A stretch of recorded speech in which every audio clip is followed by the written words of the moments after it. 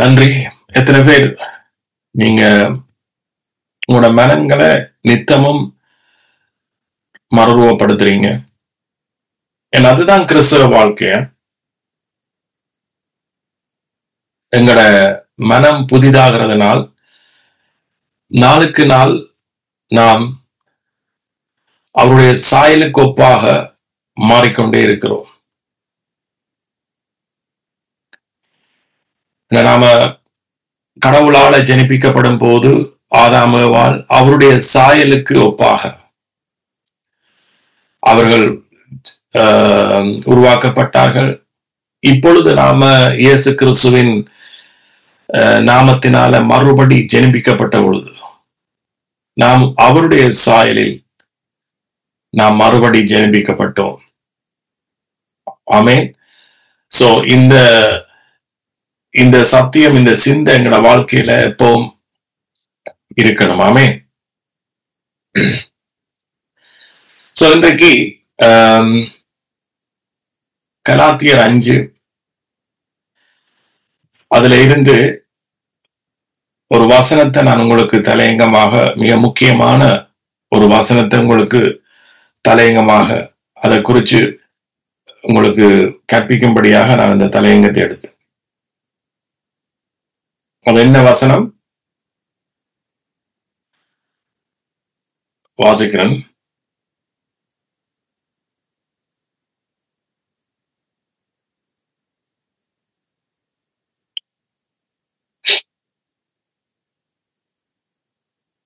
பதினாறாவது வசனம்.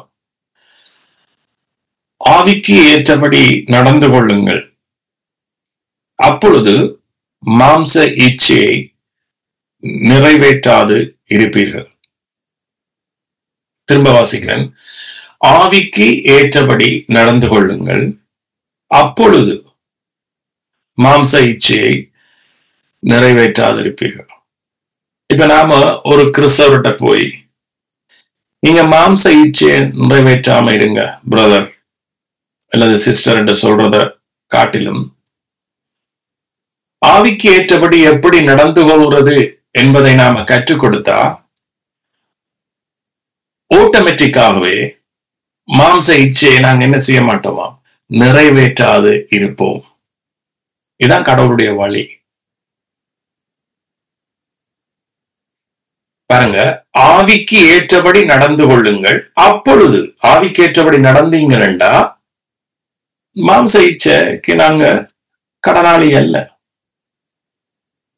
மாம்ச இச்சையின்படி நாம நடக்க மாட்டோம். அதாவது பழைய மனுஷன் கிறிஸ்துவுக்குள்ள நம்ம புதிய மனுஷனை பெறுவதற்கு முதல், கிறிஸ்துவுக்குள் நாம் புதிய மனுஷனை பெறுவதற்கு முதல் ஒரு பழைய மனுஷன் நமக்குள்ள இருந்தது. அந்த மனுஷன் தேவனுடைய சித்தத்துக்கு புறம்பாக செயல்பட்ட மனுஷன். அதைத்தான் நாங்க மாம்சத்துக்கு உரிய மனுஷன் என்று சொல்லப்படுது பைபிள். சோ என்னுடைய டீச்சிங்ல நீங்கள் கற்றுக்கொண்ட மிக முக்கிய பகுதி என்ன என்று சொன்னா, மாம்சம் என்றா என்ன? அது நம்முடைய சரீரம் அல்ல, நமக்குள்ள இருக்கிற ஒரு பாவ செயல் மனிதன் அல்லது பாவத்தின் ஆங்கிலத்தில் இருக்கு சின்ஃபுல் நேச்சர். ஆமென். அதுதான் மாம்சம். சோ இந்த மாம்சத்தினுடைய இச்சைய நாம என்ன செய்ய மாட்டோமோ, நிறைவேற்ற மாட்டோம். சோ உங்களுக்கு ஒரு கிறிஸ்டல் கிளியராக நான் மாம்சம் அதுவும் இச்சை என்று சொன்னா என்ன என்பதற்கு ஒரே ஒரு உதாரணத்தையே நான் உங்களுக்கு திரும்பவும் நினைவூட்ட விரும்புகிறேன். ஏதேன் தோட்டத்துல நடந்த நன்மை தீமை அறிவதனால் தேவர்களை போலாக நினைச்ச அந்த மாம்ச சிந்தை.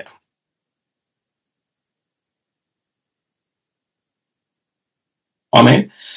சோ இந்த பழைய மனுஷன்ல தான் நாம் எல்லாரும் பிறப்பில இருந்து வாழ்ந்து வந்தோம். அந்த மாம்ச மனுஷனூடாகத்தான் கடவுளுடைய சித்தத்தை நாம நிறைவேற்ற எவ்வளவோ முயற்சிகளை எடுத்தோம். இதுதான் மாமிஷ மனுஷன் அல்லது மாம்ச இச்சை என்பதை அநேக கிறிஸ்தவர்களுக்கு தெரியாது. அதனால அவர்கள் மாம்சத்திலேயே நடத்தப்படுகிறார். அதனாலதான் நிருபத்துல கிறிஸ்தவர்களுக்கு எழுதப்பட்டது, நீங்கள் ஆவிக்கு ஏற்றபடி நடந்து கொள்ளுங்கள். நீங்கள் பெற்றுக்கொண்ட புதிய அடையாளம், கிறிஸ்துவுக்குள்ளாக நீங்க பெற்றுக்கொண்ட புதிய அடையாளம், நீங்க கிறிஸ்துவுக்குள் புது சிருஷ்டி ஆக்கப்பட்டிருக்கிறீங்க. கிறிஸ்துவுக்குள் நீதிமான் ஏற்கனவே ஆக்கப்பட்டிருக்கிறீங்க. கிறிஸ்துவுக்குள் பரிசுத்தவான்களாக ஏற்கனவே ஆக்கப்பட்டிருக்கிறீங்க. கிறிஸ்துவுக்குள் பாவ மன்னிப்பாகிய முழுமையான மீட்பை நீங்கள் ஏற்கனவே பெற்று விட்டீர்கள். ஆகையால் ஆவிக்கு ஏற்றபடி நீங்க நடந்து கொள்ளுங்க. அப்பொழுது மாம்சத்தின் இச்சை, ஆதாமுக்குள்ள விழுந்து போன அந்த பழைய மனுஷனுடைய இச்சையில ஏற்கனவே பெற்றுக்கொண்டதுக்காக பெற்றுக்கொள்வதற்கு நீங்கள் வாழ முயற்சிக்காதீர்கள்.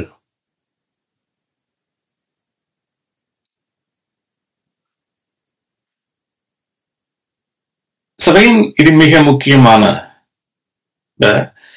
நாம கிறிஸ்தவர்களா இருப்பதற்குரிய அடையாளமே ஆவிக்கேற்றபடி நடந்தால்தான். இதுதான் தேவனுடைய சித்தம். ஆவிக்கேற்றபடி நடக்கிற பொழுதுதான் நீங்க பரிசுத்த ஆவியோட நீங்க நடக்கிறீர்கள். பழைய உடன்படிக்கையிலே ஏனோக்கு தேவனோடு சஞ்சரிச்சான். எப்படி சஞ்சரிச்சான் என்று சொன்னா, ஆண்டவரும் ஏனோக்கும் என்ன சரீரத்துல ஒன்றாயிருந்தார்களா? அல்லது கடவுள் ஏனோக்கு கண்ணுக்கு தெரிஞ்சதா? இல்ல. அவர்களும் ஆவிக்கு ஏற்றபடி நடந்து கொண்டார்கள். தங்களுக்கு அந்த டைமில புரிஞ்சு கொண்ட சத்தியத்தின் ஊடாக அவர்கள் நடந்து கொண்டார்கள். அதனால ஏனோக்கு எடுத்துக்கொள்ளப்பட்டார். இன்றைக்கு நீங்க இயேசுன்ற வருகையில் எடுத்துக்கொள்ளப்பட வேண்டுமெண்டா நாம என்ன நடக்கணும்? ஆவிக்கு ஏற்றபடி நடக்கணும். இன்றைக்கு நான் ஆவிக்கு ஏற்றபடி நடந்து கொள்றதை இன்னும் எளிமையான முறையில நான் உங்களோட பேச போறேன். ஏற்கனவே அதனுடைய பேசிக்க அடிப்படையை நான் உங்களுக்கு சொல்லிட்டேன். சரி, இன்னும் பார்க்க போனா இந்த அதிகாரத்தை நான் ஸ்டார்ட்ல எப்பவும் இது பாருங்க, இது இந்த 5ஆம் அதிகாரத்துல, ரைட், கலாத்தியர் 5ஆம் அதிகாரத்துல நடுப்பகுதியில தான் இந்த வசனத்தை வாசிச்சிருக்கிறேன். 16வது வசனம். பின்னும் நான் சொல்லுகிறது என்னவெனில், ஆவிக்கு ஏற்றபடி நடந்து கொள்ளுங்கள், அப்பொழுது மாம்சத்துல நீங்க நடக்க மாட்டீர்கள், மாம்ச இச்சையின்படி நிறைவேற்றாதிருப்பீர்கள். இது மிக மாம்சத்துல நடக்காம நாம ஆவியில நடக்கிறது கிறிஸ்தவ வாழ்க்கையில ஒரு அடிப்படையான ஒரு காரியம். இதுலதான் உங்களுடைய ஆசீர்வாதமே உள்ளடக்கப்பட்டிருக்கு.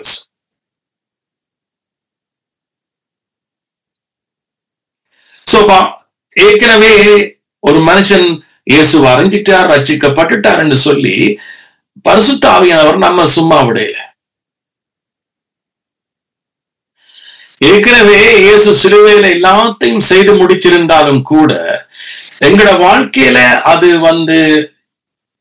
நிஜமாக அது எங்களோட வாழ்க்கையில அது கிரிய செய்யணும், தேவனுடைய ஆசீர்வாதங்கள் எங்களோட வாழ்க்கையில கிரிய செய்யணும் என்று சொன்னா அதுக்கு உரிய ஆவியானுடைய வழிநடத்தல்கள் தான் இது.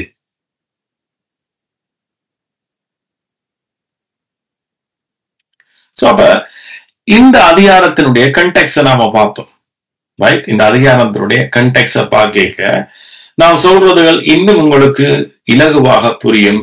இந்த 5ஆம் அதிகாரத்தின் முதல் வசனத்தை பாருங்க எப்படி துவங்குறாரு.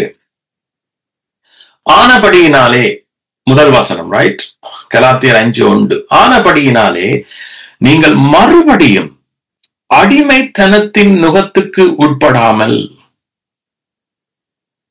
எந்த நுகத்துக்கு? அடிமைத்தனத்தின் நுகத்துக்கு உட்படாமல் கிறிஸ்து நமக்கு உண்டாக்கின ஏற்கனவே ஒரு மனுஷனுக்கு, ஏற்கனவே ஒரு நபருக்கு, ஒரு கிறிஸ்தவனுக்கு, விசுவாசிக்கு உண்டாக்கின சுயாதீன நிலைமையிலே நிலை கொண்டிருங்கள். என்ன நிலைமையில நிக்கட்டாம்? சுயாதீனம். ஆங்கிலத்தில் இதுல என்ன சொல்லப்பட்டிருக்கு? ஃப்ரீடம். இந்த ஃப்ரீடத்தை யார் உண்டாக்கினது? இயேசு கிறிஸ்து. அப்ப உங்களுக்கு இதுல இருந்து என்ன தெரியணும்? இது தேவனுடைய சித்தம். சுயாதீனத்துல நிலை நிற்கிறது ஆண்டவருடைய சித்தம். சோ இதற்கு எதிர்மறையானது என்ன? திரும்பவும் அடிமைக்குள்ள நுகம், அதுக்குள்ள நாம் உட்படுகிறது. அப்ப என்ன சுயாதீனத்தை இயேசு தந்தார் என்று கேட்டீங்கன்னு சொன்னா உங்களுக்கு விளங்கும். இதை விட்டு நாம வெளியில போகக்கூடாது, இந்த சுயாதீனத்திலேயே நாம நடக்கணும் என்பது உங்களுக்கு தெரியும். அப்ப கிறிஸ்து நமக்கு உண்டாக்கின சுயாதீனம் என்ன? இயேசு கிறிஸ்துவால நாம பெற்றுக்கொண்டதான இந்த ஆவிக்குரிய ஆசீர்வாதங்கள்.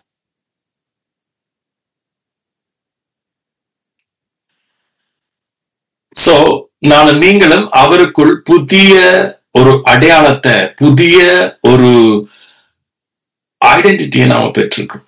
அதான் கிறிஸ்துவுக்குள் நம்முடைய ஆவி மறுபடி ஜெனிப்பிக்கப்பட்டிருக்கிறது. சோ அதைத்தான் நியூ கிரியேஷன் என்று பைபிள் சொல்லப்படுது. இது நமக்கு ஃப்ரீடமா இல்லையா? இப்ப ஒரு நார்மலா ஒரு மனுஷன், கிறிஸ்துவ விடுங்க, நம்ம போல ஒரு விசுவாசி இல்லாத ஒரு உலகத்தில் இருக்கிற ஒரு தனி மனுஷனே, நான் ஒரு மனுஷனோட பேசினேன். அவர் ஹிந்து. அவர் பல துறைகளில அவர் வெற்றி பெற்ற ஒரு மனுஷன். படிப்பிலையும் சரி, ஸ்போர்ட்ஸ்லையும் சரி, எல்லாத்திலையும் வெற்றி பெறக்கூடிய, எல்லாரும் மத்தியிலையும் ஒரு கெட்டிக்காரனா இருக்கிற ஒருவர். அவர் எனக்கு சொன்ன ஒரு வார்த்தை என்ன ஆழமா பதிச்சது. ஐடென்டிட்டியை குறிச்சு பேசுறார். தானாகவே ஐடென்டிட்டியை குறிச்சு பேசுறார். என்னுடைய ஐடென்டிட்டி நான் படிச்ச ஸ்கூல்ல அல்ல, என்னுடைய ஐடென்டிட்டி என்னுடைய வெற்றியிலே அல்ல, என்னுடைய ஐடென்டிட்டி என்னுடைய தோல்வியிலே அல்ல. என்னுடைய ஐடென்டிட்டி, அவர் சொன்னார், எனக்கு யார் என்பது எனக்கு தெரியும் என்று சொன்னார்.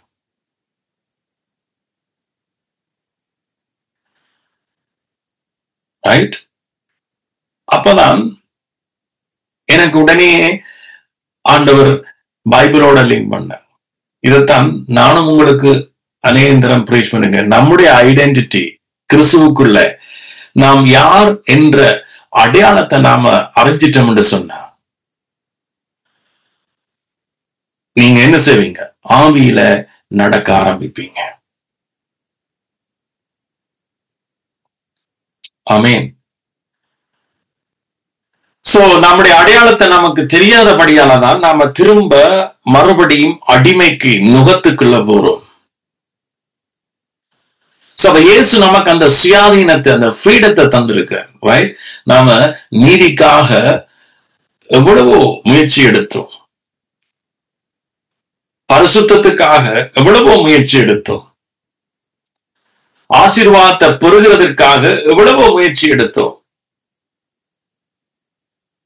ஆனா இயேசு கிறிஸ்துவோ நமக்கு சுயாதீனத்தை, ஃப்ரீடத்தை தந்திருக்கிறார். எப்படி பிதாவானவர் எப்படி ஃப்ரீடம் தந்தாரண்டா, தன்னுடைய குமாரனை இயேசு கிறிஸ்து மூலமாக அவருடைய கீழ்ப்படிவினால, அவர் மூலமாக அவர் சகலத்தையும் நமக்கு கிருபையாக, இலவசமாக, ஒரு கிஃப்டாக, ஒரு ஈவாக நமக்கு தந்தபடியால இது எங்களுக்கு ஒரு ஃப்ரீடம், சுயாதீனம்.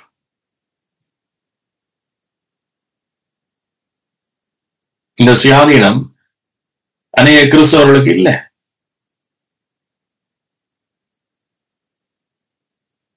எனக்கு தெரிஞ்சிருக்கிறபடி அநேக கிறிஸ்தவர்கள் இதற்காக போராடுகிறார்கள். அநேக கிறிஸ்தவர்களை நீங்க என்னதுக்காக ஜபிக்கிறீங்க, என்னத்துக்காக துதிக்கிறீங்க, என்னத்துக்காக நீங்க சர்ச்சுக்கு போறீங்கன்னு கேட்டா அவர்கள் எல்லாரும் ஒரு காரணத்தை சொல்வார்கள்.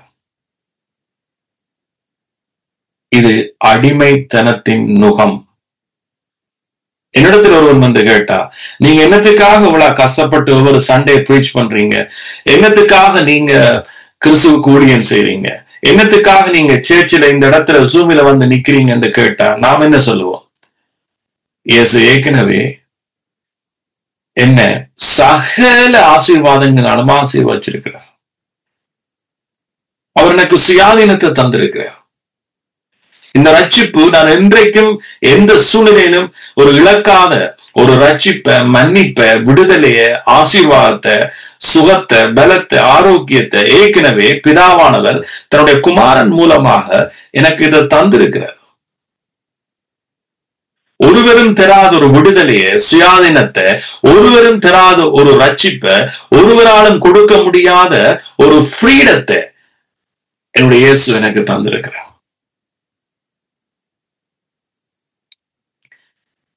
இந்த உண்மை உள்ள இருதயத்தில் இருந்து நான் அவருக்கு என்ன செய்கிறேன்?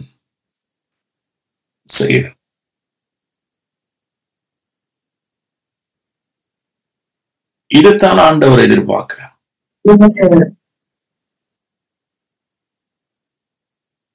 சோ நீங்க கிறிஸ்துவுக்குள் முதலாவது என்ன செய்யணும்? இளைப்பாறணும்.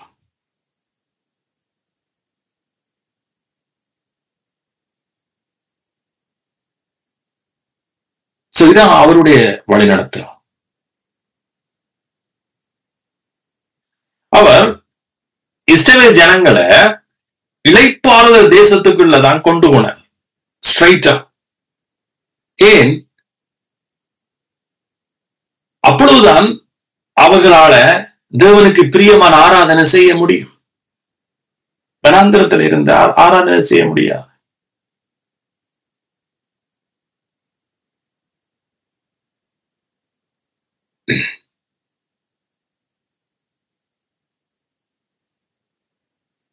எத்தனை பேர் இன்றைக்கு கிறிஸ்தவர்கள்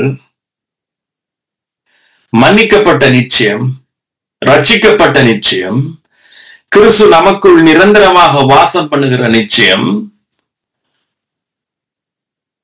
ஆசீர்வதிக்கப்பட்ட நிச்சயம், பிதாவின் வலது வாரசத்தில் உட்கார்ற நிச்சயம், நீதிமானாக்கப்பட்ட நிச்சயம், பரிசுத்தவான்கள் ஆக்கப்பட்ட நிச்சயம், இந்த நிச்சயத்தில் எத்தனை பேர் இளைப்பாறி தேவனுக்கு ஏற்ற பிரியமான ஆராதனை செய்கிறார்கள் என்பதை நீங்களே யோசிச்சு பாருங்க.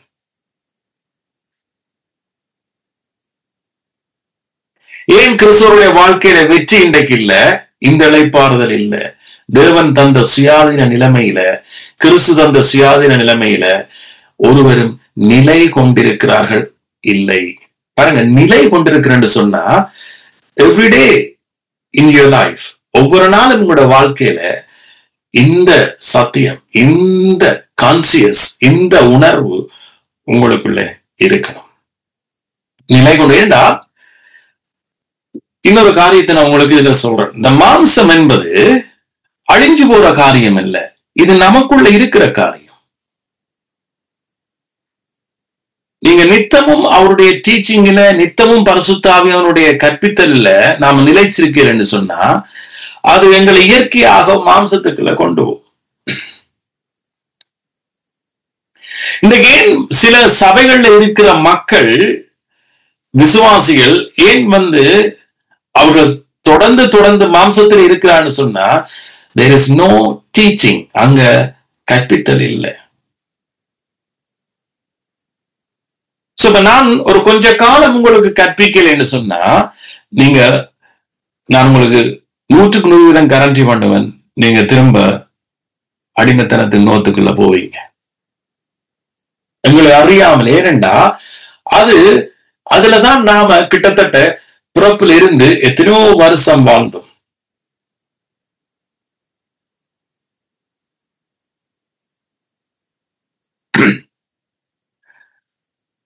இவர்கள் மிகவும் கிறிஸ்துவுக்கு பிரியமான விசுவாசிகளா இருந்த விசுவாசியெல்லாம் கலாத்தியர். பவுலோட சேர்ந்து கை கொடுத்தவர்களாம் கலாத்திய விசுவாசிகள். ஆனா பவுல் கொஞ்ச காலம் இவர்களை விட்டு பிரிஞ்ச உடனே இவர்கள் திரும்ப எல்லாத்தையும் தொலைச்சிட்டார், தங்களுடைய அடையாளத்தை தொலைச்சிட்டார். கிறிஸ்துவுக்குள் அவர்கள் பெற்றுக்கொண்ட புதிய அடையாளத்தை அவர்கள் தொலைச்சிட்டார். சோ அதனால அவர்களால நீதியில இருந்து வாழ முடியதில்லை. நீதியில இருந்து, தேவன் கிறிஸ்து தந்த நீதியில இருந்து அவர்களால வாழ முடியாம நீதிக்காக ஓடவழிக்கிட்டார். சோ ஆவிக்கேற்றபடி நடக்கிறன்னு சொல்றது இயேசு கிறிஸ்து தந்த அந்த அடையாளம், இயேசு கிறிஸ்து தந்த அந்த நியூ கிரவுண்ட், எங்களுக்கு ஒரு புதிய ஸ்தலத்தை கொடுத்திருக்கிறார். கிரவுண்ட் அது ஃபேம், அது நல்ல உறுதியான ஒரு கிரவுண்ட்.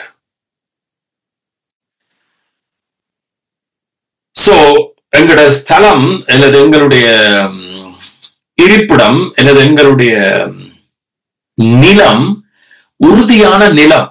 சோ அது தேவன் கிறிஸ்துவால் ஸ்தாபிக்கப்பட்ட நிலம்.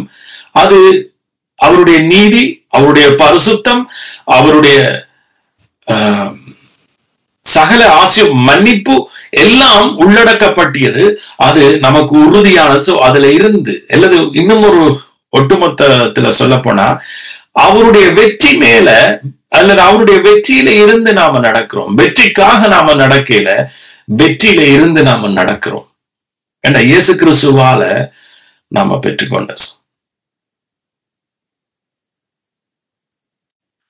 சோ அப்ப நம்முடைய ஜெபம்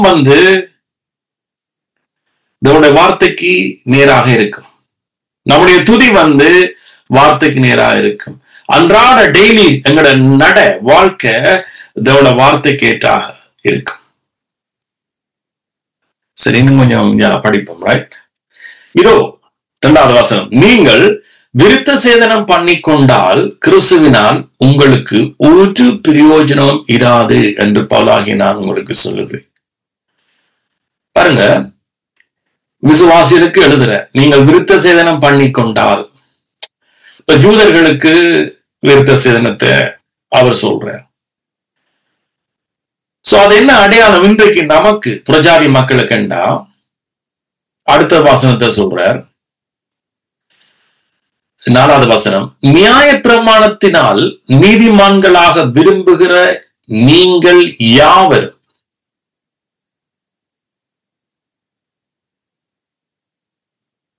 நியாய பிரமாணத்தால் நீதிமான்களாக விரும்புகிற நீங்கள் யாவரும் கிறிஸ்துவை விட்டு பிரிந்து கிருபையில் நின்று விழுந்தீர்கள். 2வது வசனம் சொல்லப்படுது, கிறிஸ்துவினால உங்களுக்கு ஒரு பிரயோஜனம் இராது.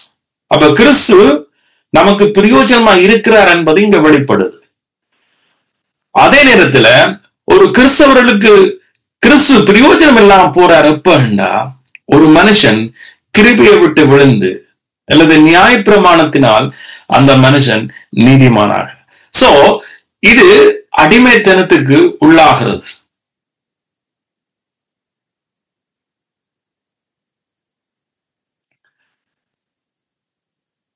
அடுத்த வசனத்தை பாருங்க. நாங்களோ நீதி கிடைக்கும் என்று.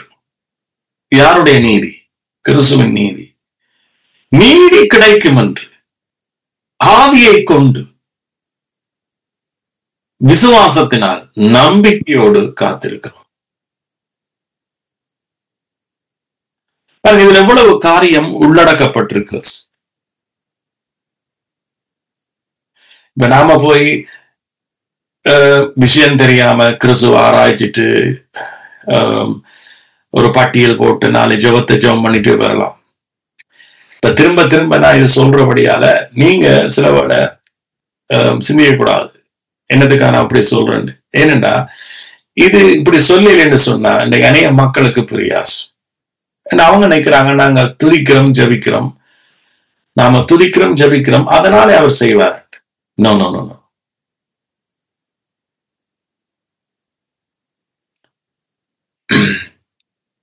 இதைத்தான் நான் சொன்னேன். அவங்க திரும்பவும் அடிமைத்தனத்துக்குள்ள பிரவேசிச்சுட்டார்.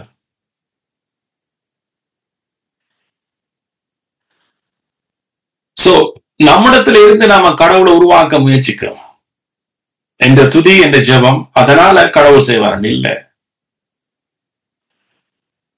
கடவுள்ல இருந்துதான் நாம வாழணும். கிறிஸ்துவில இருந்துதான் நாம வாழணும். அவருடைய பிளெஸிங், அவருடைய ஆசீர்வாதத்தில் இருந்தால் நாம வாழணும். அதற்கு பிறகுதான் துதி ஜெபம் வந்தது. துதி ஜெபத்தால ஆசீர்வாதம் பெறல, ஆசீர்வாதம் வந்ததாலதான் துதி ஜெபம் வந்தது. ஆபிரகாம் சகல யுத்தத்திலையும் ஆபிரகாமுக்கு ஆண்டவர் வெற்றியை கொடுத்தபடியாலதான் ஆபிரகாம் தசமபாகத்தை கொடுத்தான் என்று வேதம் சொல்லுது. அந்த தசமபாகத்துக்கும் வேறு அர்த்தம் இருக்கிறது.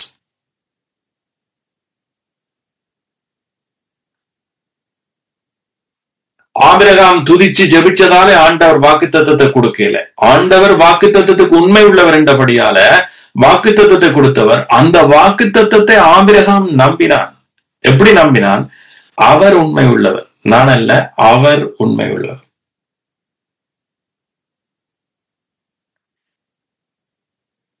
சோ நாங்களோ நீதி கிடைக்கும் என்று ஆவியை கொன்று. சுவிசேஷம் என்ன சொல்லுது? விசுவாசத்தினால் உண்டாகும் தேவநீதி. விசுவாசம் கிரியைக்குரியதல்ல, விசுவாசம் வாக்குத்தத்தத்துக்குரியது. ஆமென். விசுவாசம் கிரியைகள் அல்ல, விசுவாசம் வாக்குத்தத்தத்துக்குரியது. வாக்குத்தத்தம் ஒன்று இருந்தபடியாலதான் வேதாமத்துல விசுவாசம் என்கின்ற காரியம் வந்தது. அந்த விசுவாசம் நம்மளுடையதல்ல. இப்ப பைபிள்ல சொல்லப்படுற விசுவாசம், தேவன் உண்மை உள்ளவர், அவர் நம்மை படைத்ததற்கும் நம்மை அழைத்ததற்கும் நமக்கு கொடுத்த வாக்குத்தத்தத்துக்கும் அவர் இந்த உலகத்தை சிருஷ்டித்ததற்கும் அவர் உண்மை உள்ளவர் என்பதனால், ஆமென், அந்த அவருடைய உண்மையில நாம நம்புறபடியான அப்படி ஒரு சுவிசேஷம் நமக்கு அறிவிக்கப்பட்டபடியான அதுல இருந்து நமக்கு வந்ததான் விசுவாசம். அதனாலதான் நான் சொல்வேன், விசுவாசம் வந்து இது எங்களுடையதல்ல, அவருடைய. நமக்கு வந்தது விசுவாசம். நமக்கு விசுவாசம் வர்றதுக்கு காரணமா இருந்தது யாரு? அவர் உண்மை உள்ளவர்.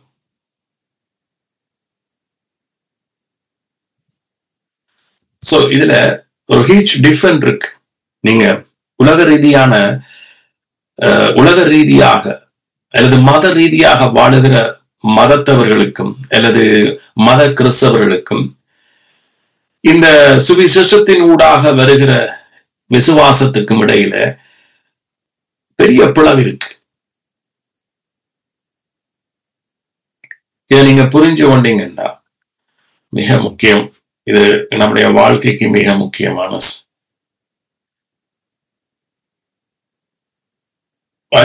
சோ அப்ப சொல்ற நியாயப்பிரமாணத்தினால் நீதிமான்களாக விரும்புகிற நீங்கள் யாவரும் கிறிஸ்துவை விட்டு பிரிந்து கிருபை நின்று விழுந்தீர்கள். சோ அப்ப கிருபை இருந்து மனுஷனால விழ முடியும் இலகுவாக. ஏன்னா எங்களுக்கு மாம்சத்துல வாழ்ந்து பழகிட்டோமே. இந்த மாம்சம் வந்து சரி. இன்னும் ஒரு காரியம் நாம ஆதியாமத்துல பேச வாஞ்சிக்க போறோம். நான் எப்படி என்றா, இந்த ஆதிக்கேற்றபடி நடந்து கொள்ளுங்கள், அப்பொழுது மாம்ச இச்சையை நிறைவேற்றாயிருப்பீர்கள் என்பதற்கு ஒரு சின்ன உதாரணத்தை நான் ஆதியாமத்துல சொல்றேன். சின்ன உதாரணம் என்றா அது ஒரு பெரிய, அதுக்குள்ள பெரிய வெளிப்பாடு இருக்கும் கட்டாயம். இப்ப நீங்க பாத்தீங்கன்னு சொன்னா, ஆதாம் ஏவாளை ஆண்டவர் படைத்தார். பைபிள் சொல்லப்படுது, அவர்களுக்குரிய சகலதும் அவர்களை சிருஷ்டிக்க முதலே சிருஷ்டிக்கப்பட்டாச்சு. ஆதாம் ஏவாளுக்குரிய தேவைகள் அத்தனையும் முன்கூட்டியே சிருஷ்டிக்கப்பட்டாச்சு. அதுக்கு பிறகு 6ஆம் நாள் முடிவில இவர்கள் கொண்டு வரப்படுறார்கள், ஆதாம் ஏவாள். அப்ப ஆண்டவர் சொன்ன ஒரே ஒரு கட்டளை என்ன? கட்டளை. இத கட்டளை என்றுதான் பைபிள் சொல்லும், கமாண்ட்மெண்ட். அது என்ன சொல்லப்படுது? நீங்க சகலத்தையும் நீங்க என்ன செய்யலாம்? புசிக்கலாம். தோட்டத்தில் உள்ள சகல கனிகளையும் புசிக்கலாம். ஆனாலும் நன்மை தீமை அறியத்தக்க இந்த ஒரு விருட்சத்திலிருந்து நீங்க புசிக்க கூடாது. சோ இதைத்தான் இங்க கலாத்தியர்ல நான் பார்க்கிறேன். நீங்க ஆவிக்கேற்றபடி நடந்து கொள்ளுங்கள், அப்பொழுது மாம்ச இச்சையை நிறைவேற்ற இருப்பீர்கள். இந்த இந்த ஏதேன் தோட்டத்தில் இருந்ததான நன்மை தீமை என்கின்றது நான் எப்படி சுவிசேஷத்தின் ஊடாக உங்களுக்கு இணைக்கிறேன் என்று சொன்னா, மாம்சத்துல நடக்கிறது அல்லது நியாயப்பிரமாணத்தினால நீதிமானாகிற அந்த சிஸ்டம், ரைட்? அத ஒன்றுக்கதான் ஆண்டவர் சொன்னது, நீ போக வேண்டாம். அப்ப இங்க பாத்தீங்கன்னா ஆதாமுவால் என்ன நடந்தது? இவர்கள் இங்கே ஆவிக்கேற்றபடி இவர்கள் நடக்காம போனதுதான் இவர்களுடைய தவறு என்பதை நான் பார்க்கிறேன். ஏனென்றா, ஒரு உதாரணத்துக்கு சொல்லுவோம், 1000 நல்லது மரம் இருந்தது அந்த ஏதேன் தோட்டத்துல. ஒரு 1000 மரம் மட்டுமே இங்க ஒரு உதாரணத்துக்கு. இந்த 1000 நல்ல மரம் இருந்தது. அந்த அந்த 1000 நல்ல மரத்துல ஒவ்வொரு மரத்திலையும் அவர்கள் புசிச்சு புசிச்சு புசிச்சு வாழ்ந்திருக்கலாம், ஆவிக்கேற்றபடி நடந்திருக்கலாம். அப்ப ஆவிக்கேற்றபடி நடக்கிறதுக்கு இயேசுவால ஏற்கனவே சிருஷிச்ச, ஏற்கனவே கிறிஸ்துவால கொடுக்கப்பட்ட ஆசீர்வாதங்கள் அவர்களுக்கு இருந்தது. ஆவிக்கேற்றபடி நடந்து கொள்றதுக்கு 1000 வழி இருந்தது. ஒரே ஒரு வழிதான் நன்மை தீமை என்கின்ற வழி.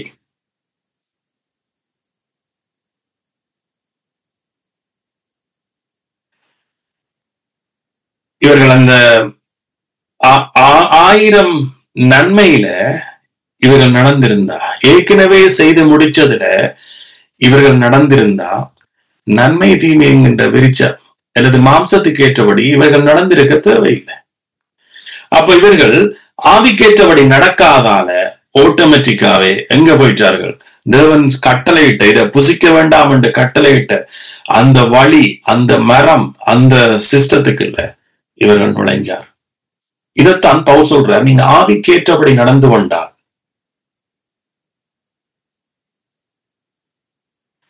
ஏதேன் தோட்டத்தில் ஆதாம் இழந்தத இயேசு கிறிஸ்து மூலமாக பைபிள் சொல்வது பெற்றிருக்கிறோம்.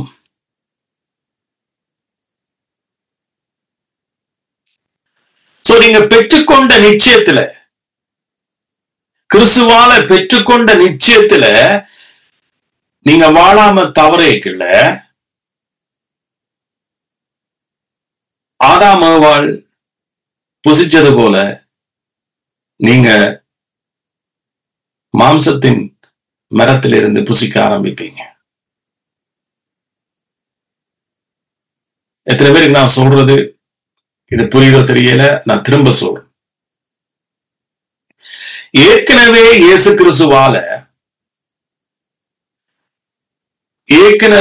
இயேசு கிறிஸ்துவால தரப்பட்ட ஆசீர்வாதங்கள், ஏற்கனவே நாம கிறிஸ்துவுக்குள்ள பெற்றுக்கொண்ட அந்த மனநிலையில ஒரு கிறிஸ்தவன் வாழையில் என்று சொன்னார், அவர் மாம்ச இச்சையை நிறைவேற்ற ஆரம்பிப்பார். சோ இதைத்தான் ஏதேன் தோட்டத்தில் அவர்கள் ஆதாம் ஏவாள் செய்தார். சோ அதனால வந்த விளைவு என்ன? ஒரு வாசிச்சு பாமா, ஆதியாமம் 1 பாருங்க.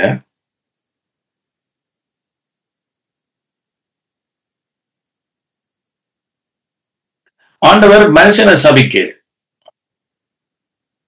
இந்த காரியம் நடந்த பிறகு அவர் மனுஷனை நம்ம சபிக்கல,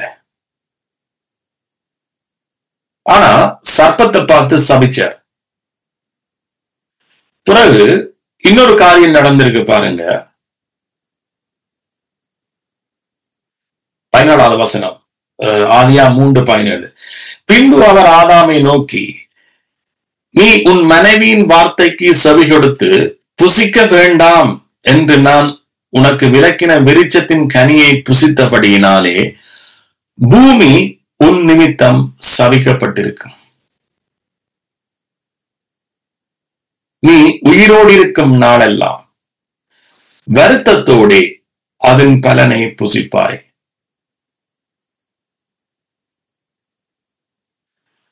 என்னவாம்? இதை யார் சொன்ன வார்த்தை? ஆண்டவர் சொன்ன வார்த்தை. என்ன வார்த்தை? பூமி உன் நிமித்தம் சபிக்கப்பட்டிருக்கும். பூமி ஏன் சபிக்கப்பட்டிருக்கு? ஏன் சபிக்கப்பட்டது? ஆதாமுடைய கீழ்ப்படியாம. யாருடைய கீழ்ப்படியாம? ஆதாமுடைய கீழ்ப்படியாம. பூமி உன் நிமித்தம் சபிக்கப்பட்டிருக்கும். நீ உயிரோடு இருக்கும் நாளெல்லாம், ஒரு மனுஷன் உயிரோடு இருக்கும் நாளெல்லாம் வருத்தத்தோட அதன் பலனை புசிப்பானாம். ஆனா ஆண்டவற்ற நோக்கம் படைக்க அதல்ல. சோ இப்ப இங்க ஒரு பெரிய மாற்றம் ஒன்று நடந்துச்சு.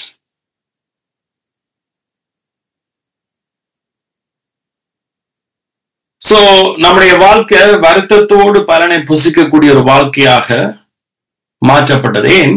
பூமி நம் நிமித்தம் சபிக்கப்பட்டிருக்கிறபடியா என்று சொல்லப்படுது.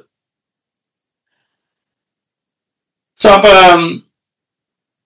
நமக்கு இதுல இருந்து நாம வெளியில வர்றதுக்குத்தான், இதுல இருந்து நாம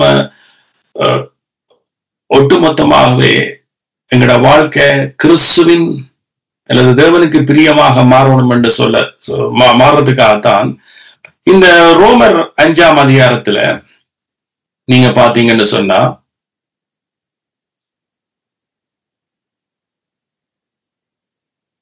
ரோமர் 5:19 அன்றியும் ஒரே மனுஷனுடைய கீழ்ப்படியாமையினாலே அநேகர் பாவிகள் ஆக்கப்பட்டது போல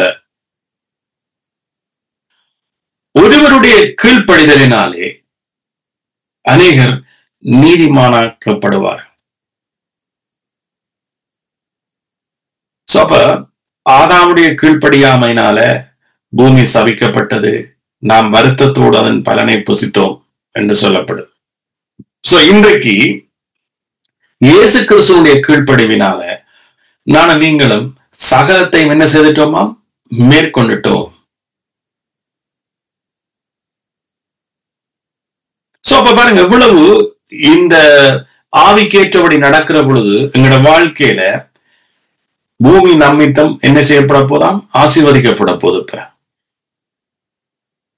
முன்னே சாபமா இருந்த பூமி எனக்கு ஆசீர்வாதமா மாறப்போஸ். முன்னே வருத்தத்தின் பலனோட நான் புசித்தேன், ஆனா இப்ப வருத்தத்தின் பலனோட இல்லை, நான் புசிக்க போறோம்.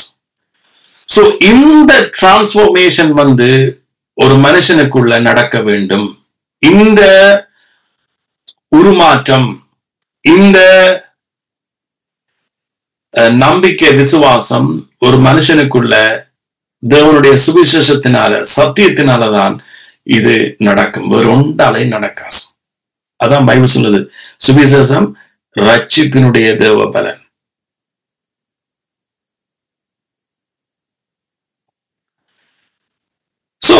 இப்ப சில மனுஷர் தங்களை அறியாமலே சொல்லுவார், என்னதான் செய்தாலும் நம்மால முன்னேற முடியாம இருக்கிறது.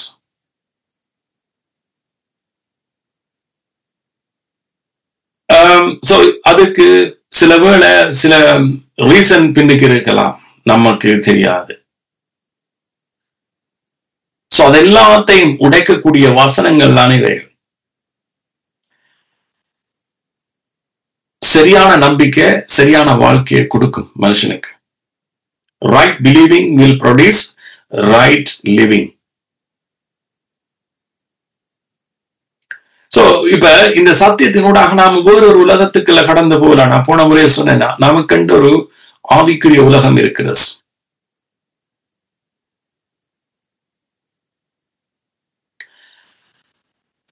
அது நம்ம வழிநடத்தும். இதெல்லாம் சும்மா எழுதப்படையில.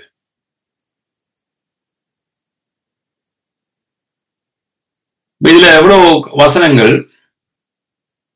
16வது வசனத்தை பாருங்க. மேலும் ஒருவன் பாவம் செய்தனால் உண்டான தீர்ப்பு.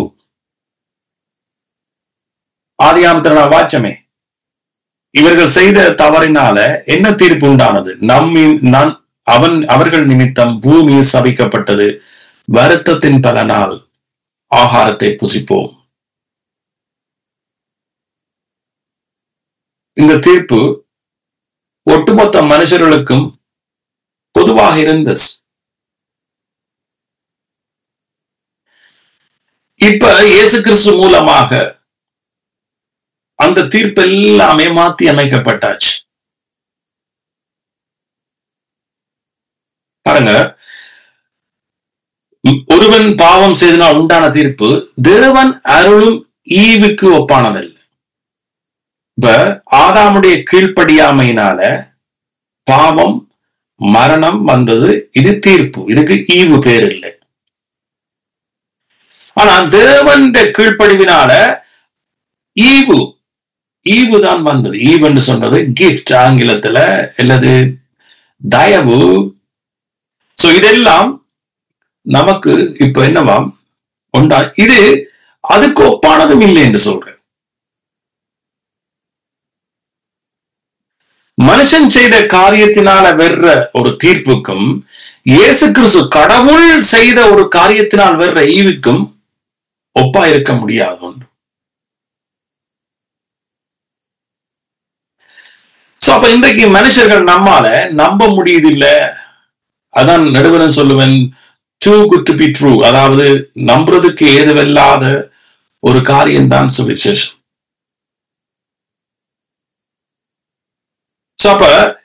அப்ப இயேசு கிறிஸ்துவின் நிமித்தம், இன்றைக்கு இயேசு கிறிஸ்துவின் நிமித்தம் நாம் இந்த ஆவிக்குரிய ஆசீர்வாதங்களை கிறிஸ்துவுக்குள், அது எபேசியர் சொன்னது ஆவிக்குரிய ஆசீர்வாதங்கள் தான், அப்படியே சொல்ற ஆவிக்குரிய ஆசீர்வாதங்கள் நமக்கு கொடுக்கப்பட்டிருக்கு.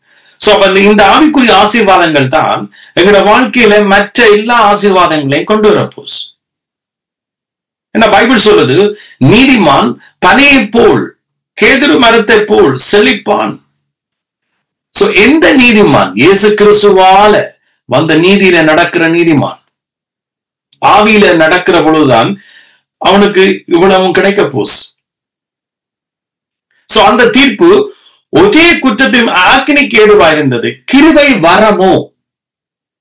இந்த கிருபை வந்து நமக்கு ஒரு வரம். இது சும்மா நாம கடவுளுக்கு காசு கொடுத்தோம் அதனால் நம்மை ஆசீர்வதிக்கிறார், 4 பேருக்கு உதவி செய்தோம் அதனால் கடவுள் நம்மை ஆசீர்வதிக்கிறார், நாம் உபவாச கூட்டத்துக்கு போனோம் அதனால் இயேசு என்னை ஆசீர்வதிக்கிறார்.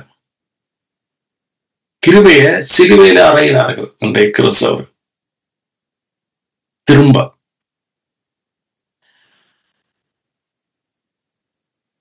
இது நமக்கு கிருபை வரம்.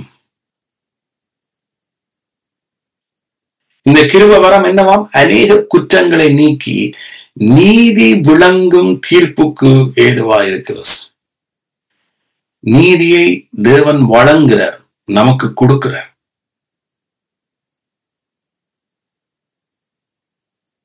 இந்த நம்பிக்கை நம்முடைய வாழ்க்கையில சகலத்தையும் கொண்டு வரும். அதனாலதான் பவுல் சொல்றார், நீங்க ஆவிக்கு ஏற்றபடி நடவுங்க பிள்ளைகளே, ஆவிக்கு ஏற்றபடி நடவுங்கள், அப்பொழுது நீங்க சத்ருவருடைய சாத்தானுடைய சகல வஞ்சனைகளை நீங்க மேற்கொண்டு போவீங்க.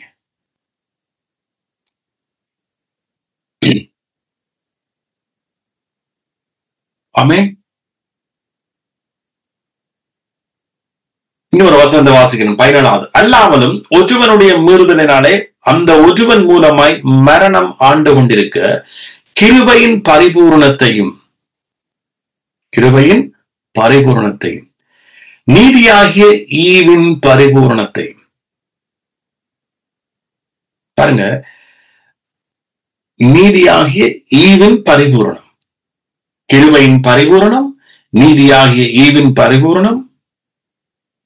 சிலவற்ற பேர் வந்து பரிபூர்ணமா இருக்கு, ஆனா அந்த வாழ்க்கையை பார்த்தீங்கன்னா அதுக்கு ஆப்போசிட்டா இருக்கு. எனக்கு தெரிஞ்ச ஒரு ஆளுக்கு பரிபூர்ணம், அவனுக்கு பேர் பரிபூர்ணம். அது கன வயசு அவ உயிரோட இருக்கிறாவதியா நான் இடம்பெயர்ந்திருக்கேன்.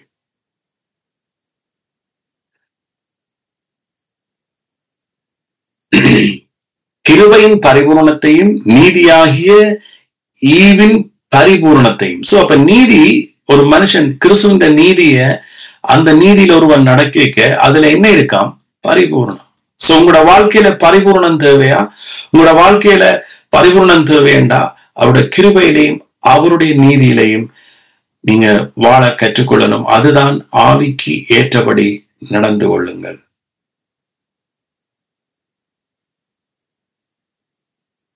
ஆமே. இயேசு கிறிஸ்து என்னும் ஒருவராலே என்ன பெறுகிறவர்கள் இயேசு கிறிஸ்து என்னும் ஒருவராலே ஜீவனை அடைந்து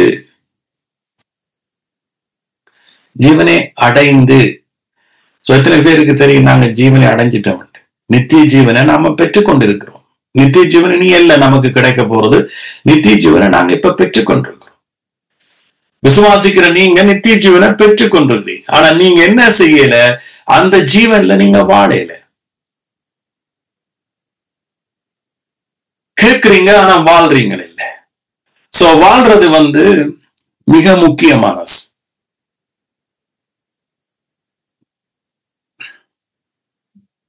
ஆமே.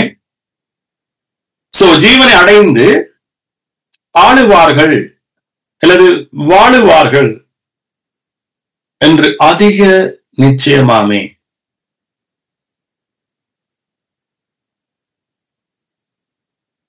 ஆமென். சோ இது மிக மிக முக்கியம். சோ நம்முடைய பிராக்டிஸ் கொன்றோம். நம்முடைய வாழ்க்கையில ஆவிக்குரிய ரீதியில எப்படி நான் வாழ்றது? அதான் ஆண்டவர் அநேக இடத்துல சொன்ன, நீங்க உலகத்துக்கு ஒத்த வேஷம் தெரியாமல் தேவனுடைய சித்தம் இன்னதென்று பகுத்தறியுங்கள். உலகத்துக்கு ஒத்த வேஷம் தெரியாமல் தேவனுடைய சித்தம் இன்னதென்று பகுத்தறியுங்க. ஆண்டவர் சொல்ற, தங்களுடைய சித்தத்தை சொல்ற, பரிசுத்த ஆவியானவர் பேசுற. அதாவது நீங்க ஆவிக்கேற்றபடி நடந்து கொள்ளுங்கள்.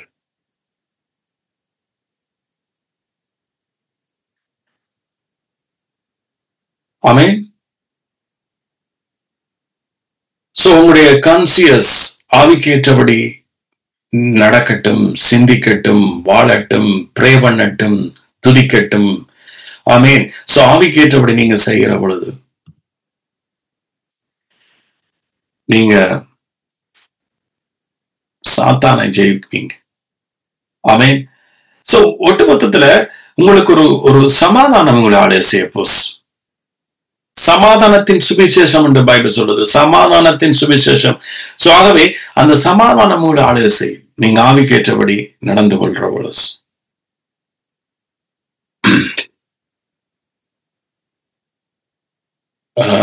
திரும்ப நான் கலாத்தியர் படிக்கிறேன்.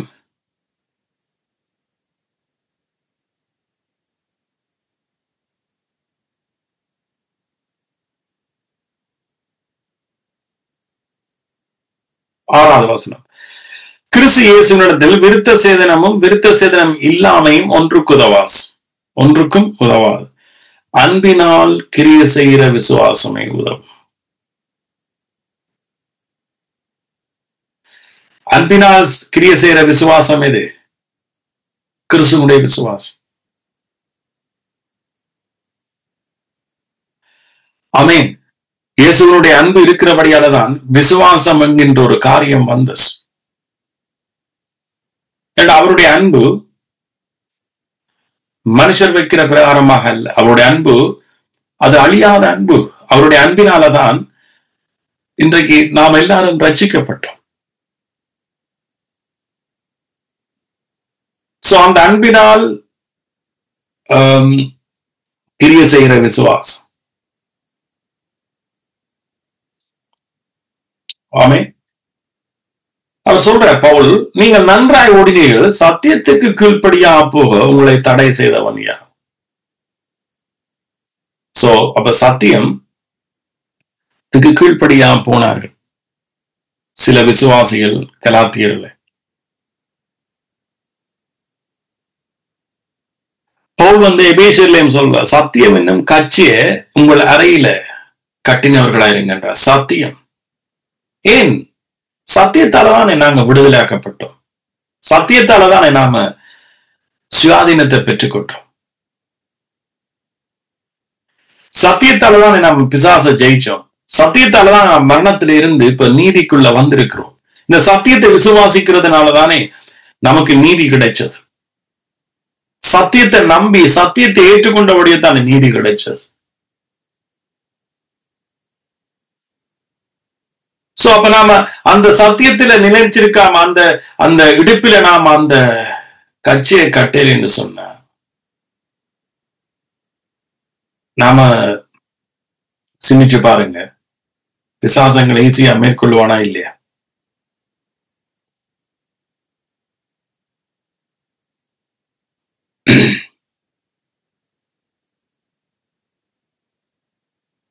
சோ அதனாலதான் அவர் சொல்ற ஆவிக்கேற்றபடி நடந்து கொள்ளுங்க. 16 வசனத்துல சொல்ற.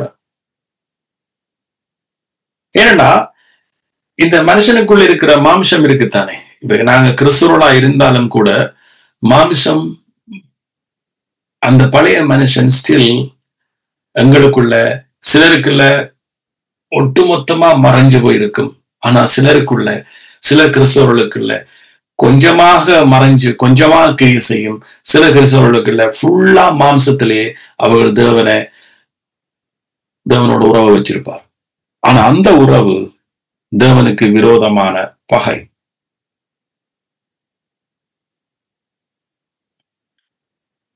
ஆமென். ஏன்னா மாம்சம் ஆவிக்கு விரோதமாகவும் ஆவி மாம்சத்துக்கு விரோதமாகவும் இச்சிக்கிறது. நீங்க செய்ய வேண்டும் என்கிறவர்களை செய்யாதபடிக்கு இவைகள் ஒன்றுக்கொன்று விரோதமா இருக்கு. கலாத்தியர்ல பாத்தீங்கன்னு சொன்னா, ரோமர்ல பாத்தீங்கன்னா, ரோமர் 8ஆம் அதிகாரத்துல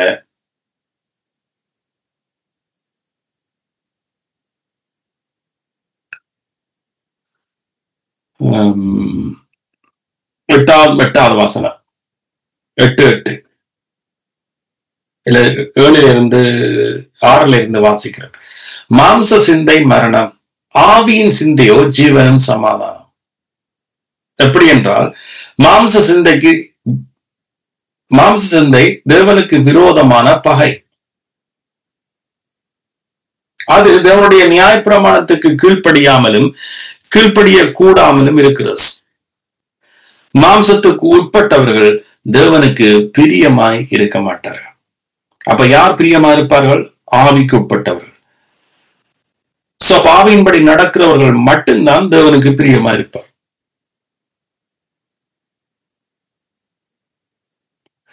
மற்றபடி நாம என்ன நினைச்சு கொண்டிருக்கலாம், நாம ஆண்டவருக்கு பிரியமா இருக்கிறோம் என்று நாம இன்னைக்கு அநேகர் நினைச்சு கொண்டிருக்கிறார்கள். இன்னைக்கு அநேக மதத்திலே கீழே வாழ்றவர்கள் நாம் கடவுளுக்கு பிரியமா இருக்கிறோம் என்று நினைக்கிறார். சோ அதனாலதான் சுவிசேஷம் ரட்சிப்பின் பலனாக நம்மை தேடி வரும் ஒவ்வொருவரையும். சோ அந்த சுவிசேஷம் வருகிற பொழுது நாம் மாம்சத்துக்கு மறிச்சு நாம் என்ன செய்யறோம்? நீதிக்கு என்ன செய்யறோம்? பிழைக்கிறோம், தேவனுடைய நீதிக்கு. சோ அப்ப தேவனுடைய நீதிக்குள்ள வந்த பிறகு நாம் என்ன செய்வோம்? ஆவிக்கு ஏற்றபடி நடக்க ஆரம்பிப்போம். சோ அப்ப நம்முடைய ஆவி கிறிஸ்துவுக்குள் நீதிமானாக்கப்பட்டதையும், கிறிஸ்துவுக்குள் புதிசாக்கப்பட்டதையும், கிறிஸ்துவுக்குள் ஆசீர்வதிக்கப்பட்டதையும், கிறிஸ்துவுக்குள் பரிசுத்தமாக்கப்பட்டதையும், ஒட்டுமொத்தத்துல கிறிஸ்துவோட நாம ஒன்றாக இணைக்கப்பட்டதையும் நாம் அறிந்து ஆவிக்கேற்றபடி நடப்போமாக இருந்தா, இந்த ஆவியிலிருந்து, இந்த உண்மையிலிருந்து, இந்த சத்தியத்திலிருந்து, அல்லது இன்னும் ஒரு வடிவில கடவுள்ல இருந்து நாம வாழ ஆரம்பிப்போமா இருந்தா, நாம் ஆவிக்கேற்றபடி தேவனுக்கு பிரியமாக, அவர் செய்து முடிச்சதுல இருந்து அவருக்கு பிரியமாக நாம வாழுவோம். பரிசுத்த ஆவி நமக்குள்ள கனியை கொண்டு வருவார்.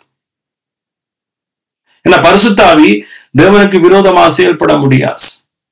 ஆவிக்கேற்றபடி நடக்கிறவரோட தான் பரிசுத்த ஆவி சேர்ந்து நடக்க முடியும். மாம்சத்தில் நடக்கிறவர்களோடு, நியாயப்பிரமாணத்தினால நீதிமான்களாக நினைக்கிறவர்களோடு நடக்கிறவர்களோடு பரிசுத்த ஆவி கிரியை செய்ய முடியாது. ஏன்னா நியாயப்பிரமாணம் விசுவாசத்துக்குரியதல்ல. பைபிள் சொல்லுது.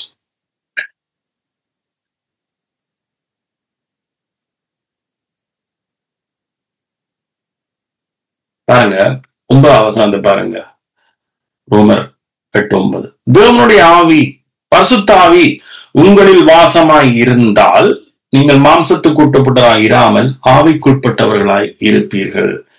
கிறிஸ்துவின் ஆவி இல்லாதவன் அவருடையவன் அல்ல.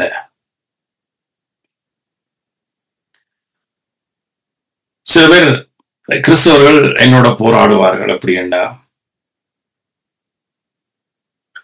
மாம்சத்துக்கு உட்பட்டவர்களை பார்த்து அவர்கள் சொல்வார்கள், இவர் ஆவியில் நிறைஞ்சிருக்கிறார். இப்ப நான் எல்லாம் ஒரு மதத்தில இருந்து வந்தவன் தான். ஒவ்வொரு மனுஷர்களும் நாம மதத்திலிருந்து தான் வர்றோம். மாம்சத்தில் வலு பெற்றவர்களாத்தான் நாம எல்லாருமே வளர்ந்து வருகிறோம். சோ அப்ப நான் இந்துவில நான் அந்த மதத்துல இருக்கிற பொழுது எனக்குள்ள இருந்த மாமிசம் எவ்வளவோ காரியங்களை கடவுளுக்காக செய்தது. எப்படி ஒரு கிறிஸ்தவ மதத்தில ஆவிக்குரிய சபை என்று சொல்லப்படுகிற சபையில அல்லது ஆவிக்குரிய என்று சொல்லப்படுற இடத்துல என்னென்னலாம் கடவுளுக்காக செய்கிறார்களோ அந்த காரியம் எல்லா மதத்திலையும் இருக்கிறது. நாமெல்லாம் கடவுளுக்கு உண்டியல்ல காசு போடுவோம். போடுற பொழுது நாங்க அதுல இருந்து பலன் எதிர்பார்ப்போம்.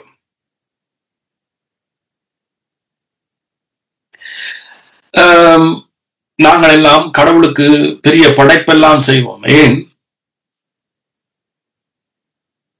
நம்முடைய பாவங்கள் தோஷங்கள் நீங்கும்படியா, கடவுளத்திலிருந்து சில காரியங்களை பெறும்படியாக. இப்படி ஒவ்வொரு மதம் இருக்கு. அப்ப மதம் அல்ல, வெளியில இருக்கிறதான மதம் அல்ல காரியம், நமக்குள்ள இருக்கிற மாமிசம்தான் காரியம். அந்த மாம்சம்தான் இவைகளை உருவாக்குறது, இவைகளை செய்ய பண்ணுகிறது.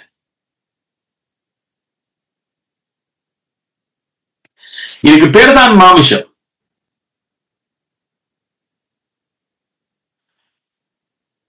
சோ அப்ப நாம நம்முடைய மாம்ச செய்கைகள், கிரியைகள், அதனுடைய இச்சைகள் ஊடாக கடவுளை நாம அடைய முயற்சித்தோம்.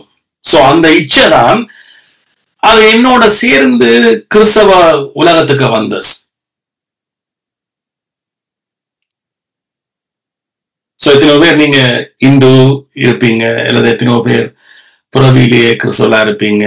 ஏதோ ஏன் இவைகள் மிக முக்கியம் என்று கேட்டீங்கன்னு சொன்னா, இதுதான் ஒரு கிறிஸ்தவன் அறிய வேண்டிய மிக முக்கியமான ஒரு செய்தி.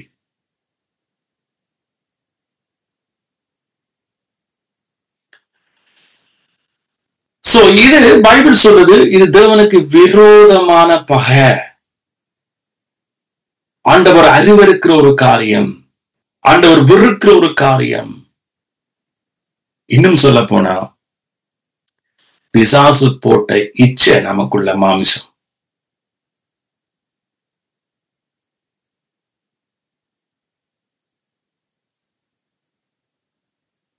ஆண்டவர் சொல்ற, தேவனுடைய ஆவி உங்களில் வாசமாய் இருந்தால் நீங்கள் மாம்சத்துக்கு உட்பட்டவர்களாய் இராமல் ஆவிக்கு உட்பட்டவராய் இருப்பீர்கள். கிறிஸ்துவின் ஆவி இல்லாதவன் அவருடையவன் அல்ல. யாருக்கு எழுதுன? ரோமர்ல இருக்கிற கிறிஸ்தவர்களுக்கு, ரோமாபுரியில இருக்கிற கிறிஸ்தவர்களுக்கு.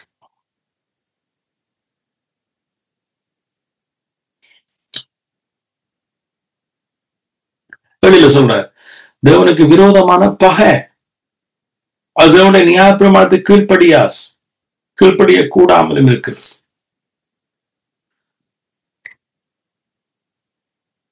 சோ இப்படி நாம வாழ்ற பொழுது, இங்க மாம்சத்துக்கு உட்பட்டவர்களா வாழ்ற பொழுது எங்களிடத்துல எந்த ஒரு வல்லமையும் இல்லை. எந்த வல்லமையும் இல்லை நமக்கு. அவரும் கை கொடுக்க போறதில்லை, எங்க இடத்துலயும் எந்த வல்லமையும் இல்லை. ஆவிக்கு ஏற்றபடி நடக்கிற பொழுது மட்டும்தான் அது எங்களுக்கு தேவ பலனாக, தேவ வல்லமையாக நம்மோட கூட வருது. ஆவிக்கு ஏற்றபடி நடக்கிறது கஷ்டமா? இல்ல. ஆவிக்கேற்றபடி நடக்கிறது என்பது ஒரு மனுஷன் எந்த தவறும் விடாம வாழ்றதல்ல. ஆவிக்கேற்றபடி நடக்கிறது கிறிஸ்து இயேசுவின் மூலமாய் நீங்க பெற்றுக்கொண்ட அந்த சத்தியத்துல உண்மையில இருந்து சொட்டும் விலகாம, நீங்க ஏற்கனவே பெற்றுக்கொண்டதை சொட்டும் விலகாமல் பெற்றுக்கொண்டதுக்காக நீங்க திரும்ப மாம்சத்துல முயற்சி செய்யாம பெற்றுக்கொண்ட நிச்சயத்தில ஆவியானவரோட சேர்ந்து நீங்க நடப்பதுதான் ஆவிக்கு ஏற்றபடி நடக்கிறது. அப்படி நடந்து போயிருக்க மாம்ச இச்சையை நீங்க நிறைவேற்ற மாட்டீங்க.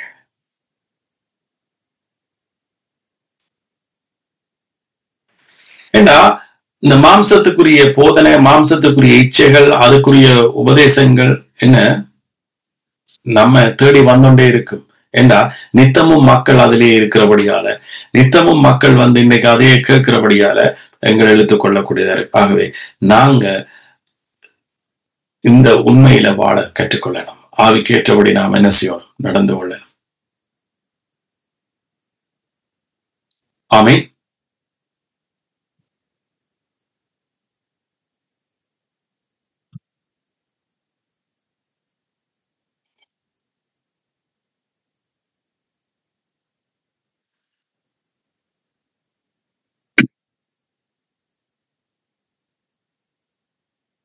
ரைட். இப்ப இன்னும் ஒரு காரியம் இந்த சத்தியத்தோட சேர்ந்து ஒரு காரியத்தை நான் உங்களுக்கு சொல்ல விரும்புறேன். அதாவது சிலர் நாம நினைக்க கூடும், ஆவிக்கேற்றபடி வாழ்றேன்னு சொன்னா சில பேர் என்னடா இப்ப இது உங்களுக்கு மட்டும் நான் இதை எடுக்கல. இப்ப நீங்க திரும்ப திரும்ப ஏன்னா இது யூடியூப்ல போறபடியால சில புதுசான சில நபர்களும் பார்க்கிறார்கள். அப்ப அவர்களுக்கு அது புதுசா இருக்கும், உங்களுக்கு சில பழசா இருக்கும். அப்ப நான் என்னுடைய மெசேஜ்ல நான் எல்லாரையும் என்ன செய்யணும், கவனிக்க வேண்டியிருக்கு. ஏன்னா இப்ப கூடுதலாக நீங்க சபைகள்ல கிறிஸ்தவ மட்டத்துல கேட்டது என்ன? ஆவிக்கேற்றபடி ஜெபம் பண்ணுங்கள், ஆவிக்கேற்றபடி நடந்து கொள்ளுங்கள் என்று சொல்லிக்க அதுக்குள்ள அந்நிய பாஷையை கொண்டு வருவார். இதுதான் ஆவிக்கேற்றபடி ஜபிக்கிறது, ஆவிக்கேற்றபடி நடக்கிறது என்று கொண்டு வருவார். இப்ப அந்நிய பாஷை இருக்குதா இல்லையா என்ற சப்ஜெக்ட் வேணாம், அது தனி சப்ஜெக்ட். ஆனா அந்நிய பாஷை எல்லாருக்கும் கொடுக்கப்பட்டதல்ல அந்த காலத்துல, அது சிலருக்கு மட்டும், அதுவும் தேவனுடைய சுவிசேஷ ஊழியத்துக்காக கொடுக்கப்பட்ட. அப்படி இருக்கிற பொழுது பைபிள் சொல்ல முடியாது எல்லாரும் நீங்க ஆவிக்கேற்றபடி நடக்க வேண்டும் என்று. அந்நிய பாஷை ஊடாக இல்ல அந்நிய பாஷை ஊடாக ஜெபிக்கிறது தான் ஜெபம் என்று சொன்னா, அப்படின்னு சொன்னா பைபிள் சொல்லியிருக்க கூடாது, சொல்லியிருக்க முடியாது. நீங்க ஆவிக்கேற்றபடி ஜெபம் பண்ணுங்க எல்லாருக்கும் சொல்ல முடியாது. அந்நிய பாஷை ஒரு வரம், அது தனிப்பட்டு ஒரு நபருக்கு கொடுக்கப்படுகிற ஒரு வரம். ஆனா ஆவிக்கேற்றபடி நடக்கிற என்பது ஒரு கிறிஸ்தவனுடைய வாழ்க்கையில இருக்கிற யதார்த்தமான ஒரு வாழ்க்கை. ஆவிக்கேற்றபடி ஜெபம் பண்ற என்பது ஒரு கிறிஸ்தவனுடைய யதார்த்தமான ஜெபம். இது ஒரே ஒரு ஜெபம் தான் ஆண்டவர் நம்மிடத்துல எதிர்பார்க்கிற வழிமுறையான ஜெபம். சோ ஒருக்கா நீ மாம்சத்தின்படி ஜெபம் பண்ணு, இன்னொருக்கா ஆவியின்படி ஜெபம் பண்ணுன்னு சொல்லல. ஆண்டவர்கிட்ட சத்தியத்தை ஆவிக்கேற்றபடி நடந்தீங்களா இருந்தா நீங்க ஆவிக்கேற்றபடிதான் நீங்க அவரோட உறவு கொள்ள போறீங்க, ஜெபிக்க போறீங்க. சோ அப்ப ஆவிக்கேற்றபடி ஜெபிக்கிற என்பது அது அந்நிய பாஷையில ஜெபிக்கிற ஜெபம் அல்ல.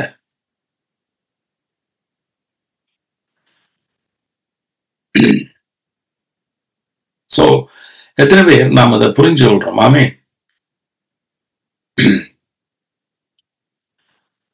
சோ நித்தமும் ஆவிக்கேற்றபடி நடக்கிறவன் நித்தமும் இயேசுவோட நீங்க நெருங்கிய உறவு இருக்கிறத நீங்க ஏற்கனவே அறிஞ்சுதான் நீங்க நடக்கிறீங்க. ரைட்? ஆவிக்கேற்றபடி நீங்க நடக்கிற பொழுது உங்களுக்கு தெரியும், உங்களுக்கு இயேசுவை விட வேற எவரும் இப்படி ஒரு அன்பை காட்ட முடியாது, உதவி செய்ய முடியாது, அல்லது எங்களுக்கு எந்த மனுஷனையும் விட, எந்த உறவையும் விட இயேசு கிறிஸ்துதான் எங்களோட நெருங்கி உறவில் இருக்கிறார் என்பதை ஒரு மனுஷன் புரிஞ்சு கொண்டா மட்டும்தான், அந்த சிந்தனையில் அவன் வாழைக்க மட்டும்தான் அவனுக்குள்ள எப்பவும் ஒரு இளைப்பாறுதல், நிம்மதி, ஒரு நம்பிக்கை இருந்தோண்டே இருக்கு. அவனை யாராலையும் அசைக்க முடியாது. நாம நித்தவும் என்ன செய்வோம்? அவரோட பேசுவோம், உறவோடும். ஏனென்றா அடிக்கடி நீங்க அவரோட உறவு, ஏன் அவர் உங்களை நேசிக்கிறது உங்களுக்கு ஏற்கனவே தெரியும். அவருடைய அன்பை பற்றி உங்களுக்கு தெரியும். பைபிள் சொல்லுது, அவருடைய அன்பின் அகலத்தையும் நீளத்தையும் ஆழத்தையும் உயரத்தையும் ஒருவராலையும் அறிய முடியாது, அல்லது எண்ண முடியாது, அது அளவிட முடியாது என்று சொல்லப்படுற அளவுக்கு அவருடைய அன்பு. அந்த அன்பினாலதான் எங்களை அவர் மீட்டிருக்கிறார். அந்த அன்பைத்தான் நமக்குள்ள ஊற்றி இருக்கிறார் சொல்லப்படுது. அந்த அன்பின் ராஜ்யத்துக்குள்ளதான் நாம் இருக்கிறோம் என்று சொல்லப்படுது. சோ அப்ப நாம் என்ன செய்வோம்? இந்த சிந்தனை, இந்த இது எங்களுக்கு ஒரு ஹெல்த்திய கொண்டரிஸ், ஒரு நம்முடைய வாழ்க்கையில ஒரு ஆரோக்கியத்தை கொண்டரிஸ். சோ அப்ப இந்த ஆழமான இந்த உறவுக்குள்ள எந்த ஒரு ரூல்ஸ் அண்ட் ரெகுலேஷனும் இல்லை. இன்னைக்கு அனைவருக்கு இந்த ஆழமான உறவுக்குள்ள எப்படி ரூல்ஸ் அண்ட் ரெகுலேஷன் இல்லை என்பது அவர்களுக்கு தெரியாது. ஏன்னா நாம மனுஷங்களோட வச்சுக்கிற உறவுகளுக்கு எல்லாம் ரூல்ஸ் அண்ட் ரெகுலேஷன் இருக்கு. அதை மீறினோடனே நமக்கு கோபம் பெருசு, அதை மீறினோடனே நாங்க சண்டை போடுறோம், அதை மீறினோடனே இது. ஆனா ஆண்டவர் வச்ச அன்பில ஒரு ரெகுலேஷன்ஸும் இல்லை. அதுதான் உடன்படிக்கை. சோ அதனாலதான் உடன்படிக்கை என்று பைபிள்ல வந்தது. உடன்படிக்கை என்று சொன்னா அது மீற முடியாது. மற்றது ஆண்டவர் உடன்படிக்கை ஊடாக எல்லா மனுஷரையும் ஆசீர்வதிக்க எல்லா மனுஷரும் அதுக்குள்ள உள்ளடக்க முடியும். எங்கட கிரியைகளின்படி ஆண்டவர் எங்களுக்கு ஆசீர்வாதத்தை தருவாராக இருந்தா எல்லா மனுஷனையும் ஆண்டவர் உள்ளடக்க முடியாது. எல்லாட்டிக்கு அவர் அநீதி உள்ள கடவுளாக மாறிடுவார். சோ அதனாலதான் பிதாவானவர் தன்னுடைய குமாரனை இருந்து அந்த பிதாவுக்கும் இயேசுவுக்கும் இடையில ஒரு உடன்படிக்கை ஏற்படுத்தி அந்த உடன்படிக்கை ஊடாக நல்லோர் தீயோர் எல்லாரையும் ரட்சிக்கிறது அவருக்கு ஏற்ற சித்தமாக இருந்தது. சோ அப்பொழுது இயேசுவின் அன்பு இங்க வெளிப்படும். ஆமென். சோ அப்ப எல்லா மனுஷரும் ஒரு வழியூடாக தேவனிடத்துக்குள்ள சேர முடியும்.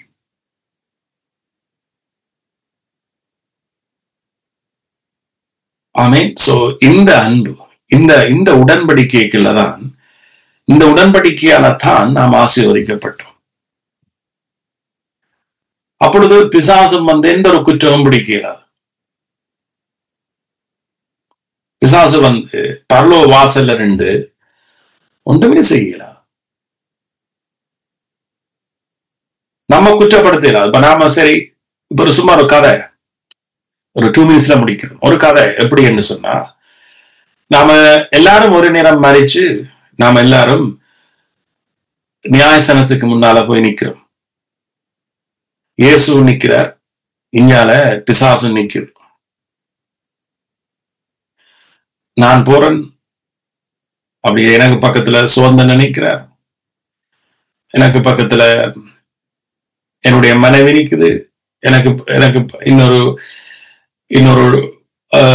என்னுடைய ஃப்ரெண்ட், இப்படி எல்லாரும் நிக்கிறோம். ஏன்னா இதுல நிக்கிற எல்லாரும் நீங்களும் நிக்கிறீங்க.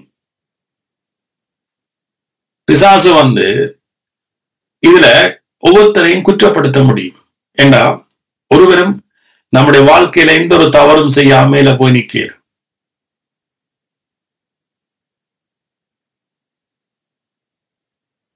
உயிரோடு இருக்க எல்லாரும் சொல்லுவார்கள், பாசம் நீங்க பாவம் செய்தீர்களானால் நீங்க பரலோகம் செல்ல முடியாது.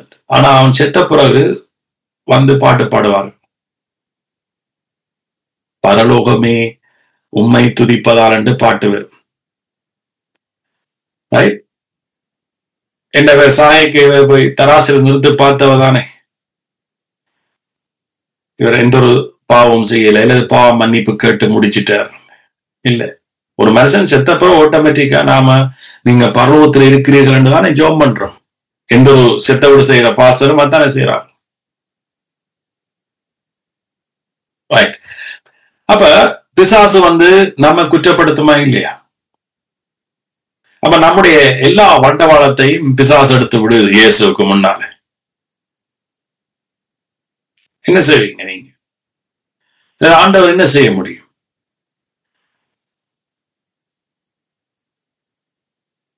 அப்ப ஆண்டவர் அதுல சொல்ல முடியுமா, இல்ல இல்ல இவன் எனக்கு ஊழியம் செய்தவன், சோ இவன் பாவம் செய்திருக்கிறான் தானே, அவன் பாவத்துக்கு மீறால கூட நன்மை செய்திருக்கிறான் என்று சொல்ல முடியுமா? முடியாது. சோ அதனாலதான் இயேசு கிறிஸ்துவினுடைய உடன்படிக்கை ஊடாக ஆண்டவர் பிசாசை ஜெயிச்சார், பாவத்தை மேற்கொண்டார். இப்ப பிசாசு நம்ம குற்றப்படுத்த முடியாது. ஆனா இவர்களை குற்றப்படுத்துவான் தெரியுமா? இந்த சத்தியத்தை புரிஞ்சு கொள்ளாதவர்.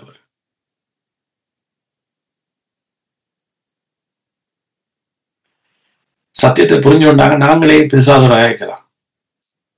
நீ சத்தம் போடாத, ஷட் யுவர் மவுத் என்று சொல்றேன். நான் நிக்கிறது அவருடைய உடன்படிக்கை நிமித்தம். ஆமீன்.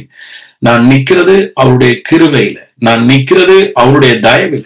சோ அப்ப இயேசு நமக்கு அந்த உடன்படிக்கை ஊடாக, ரைட், எல்லாத்தையும் நல்லோர் தீயோர் யாவரையும் தன்னுடைய உடன்படிக்கை ஊடாக, தன்னுடைய குமாரன் மரிச்சு, ஆமீன், நம்முடைய பாவத்துக்காக, நம்முடைய அக்கிரமத்துக்காக, நம்முடைய வியாதிக்காக, நம்முடைய தண்டனைக்காக, நம்முடைய ஆக்கினை தீர்ப்புக்காக, ஒட்டுமொத்த எல்லாத்துக்காகவும் இயேசு மரிச்சபடியால அந்த ரத்தத்தினால ஆண்டவர் செய்த உடன்படிக்கை, அந்த உடன்படிக்கை இருக்கு மட்டும், பிசாசு உயிரோடு இருக்கு மட்டும் உங்களை குற்றப்படுத்த முடியாது. நீங்க நியாயசனத்துக்கு முன்பாக நின்றாலும் கூட உங்களை பிசாசு குற்றப்படுத்த முடியாது. ஆமென்.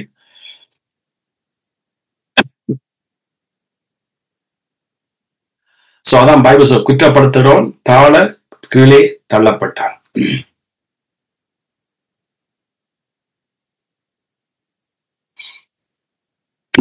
சோ இதுதான் நிஜம், உங்களோட வாழ்க்கையின் நிஜம். சோ இது உங்களுக்கு கிடைச்ச சுயாதீனம், இது உங்களுக்கு கிடைச்ச ஒரு பெரிய விடுதலை. சோ இது உங்களுக்கு கிடைச்ச ஒரு பெரிய ஆசீர்வாதம். இது உங்களுக்கு கிடைச்ச இந்த சுயாதீனம் என்னத்துக்காக? நீங்க அவரை ஆழமாக நேசிக்கிறதுக்கு, ஆவியின்படி நடக்கிறதுக்கு. பாருங்க, அவர் உங்களை ஃபுல்லா விடுதலையாக்கி உங்களை கையை பிடிச்சு கொண்டு ஃப்ரீடமா இயேசு நடக்கிற.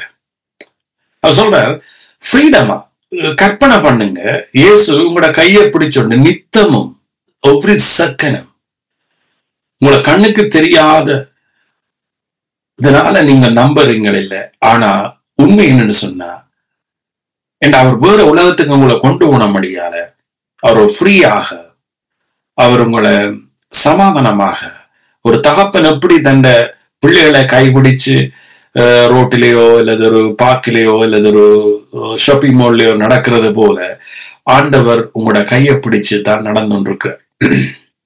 இதுதான் உண்மை, இதுதான் உண்மை. ஆனா நாம பின்னுக்கு பாக்குறோம், சில வேளை நாம மாம்சத்தை நடக்க வலிக்கிறோம், ரைட்? ஆனா நாங்க ஆவியில அவரோட நாம நடப்போமாக இருந்தா, அது அவருக்கு அளப்பெரிய ஒரு சந்தோஷம். அது அவருக்கு என்ன, நாம் அதை புரிஞ்சு கொள்றோம், அதை நாங்க அறிஞ்சு கொள்றோம், அதை விசுவாசிச்சு நடக்கிறோம். சோ அப்பொழுது சத்தியத்துல நீங்க நடக்கிற பொழுது நீங்க சகல காரியங்களை நீங்க மேற்கொள்ளுவீங்க. என்ன சாத்தானுடைய வஞ்சனைகள், அவனுடைய பொய், அவனுடைய காரியங்கள் ஒன்றும் உங்களுக்கு வாய்க்காசு. ஆமென்.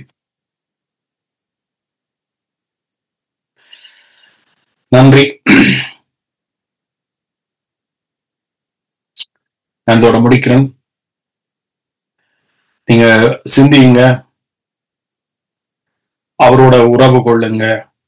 என்ன உங்களுக்கு எப்போ நான் சொல்லுவேன், உங்களுக்கு அவருடைய அன்பு தெரியும், ரைட்? அவருடைய கிருபை தெரியும், அவருடைய உடன்படிக்கை தெரியும், சிலுவையில நடந்து முடிஞ்ச தெரியும், அல்லது உங்களுக்குள்ள நடந்து முடிஞ்ச காரியம் தெரியும், உங்களோட ஐடென்டிட்டி உங்களுக்கு தெரியும், நீங்க உங்களோட அடையாளம் உங்களுக்கு தெரியும்.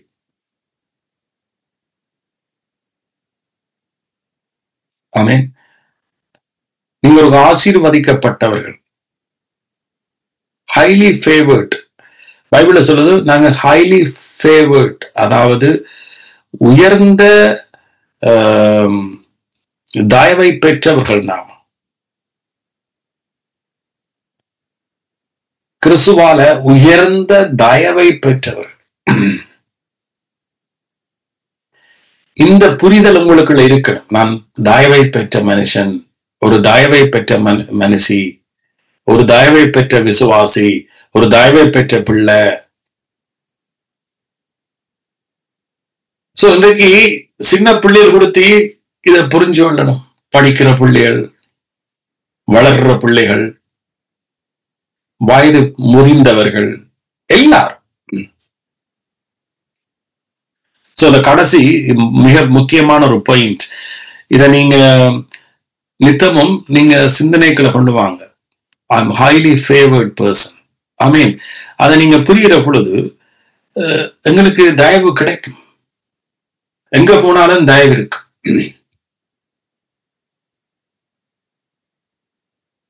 ஆமென்.